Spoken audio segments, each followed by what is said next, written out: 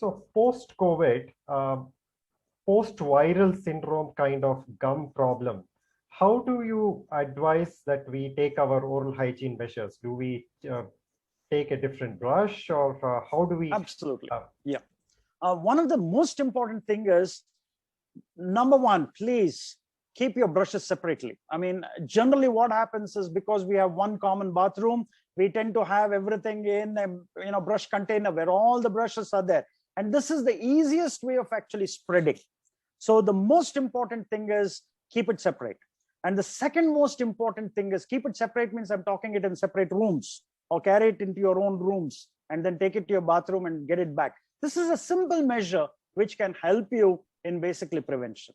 The second thing is, if you are COVID positive or if you're a carrier, then it is absolutely important that you basically throw that old brush out and get a new brush, because this is an important way by which you can actually prevent a reinfection.